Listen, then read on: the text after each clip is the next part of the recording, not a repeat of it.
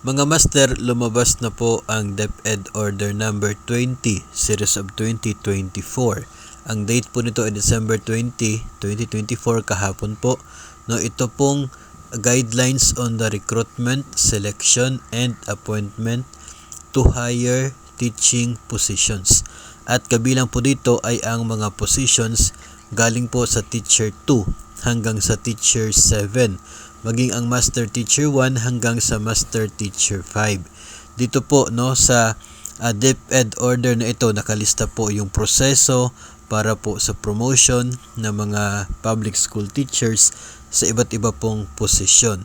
And dito rin po ay kabilang sa mga tinatawag po na performance requirements sa mga internal applicants. Ito po mga existing teachers na sa DepEd.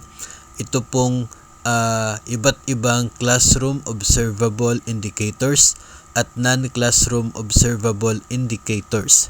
Depende po sa posisyon na bakante at applyan ng mga teachers. Galing po sa Teacher 2 hanggang sa Master Teacher 5, may iba't iba po na nakikita po ninyo kung ilang proficiency ng classroom observable indicators at very satisfactory o kaya ay outstanding ang requirements para po sa iba't ibang posisyon.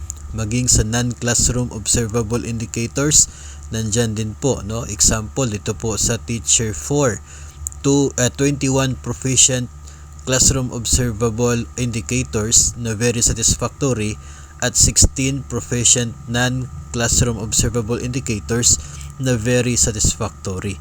Yun po yung mga nire-require para po matatawag na qualified ang isa pong aplikante sa ina-applyan niya na posisyon para po ito sa mga existing teachers. So yung table po nakalista doon yung mga kinakailangan na ma-achieve unang-una ng mga applicants para makapasok po sila sa susunod na stage ng application. Doon na po sa comparative assessment ng mga aplikante using po sa iba't iba pong mga rubrics ng point system.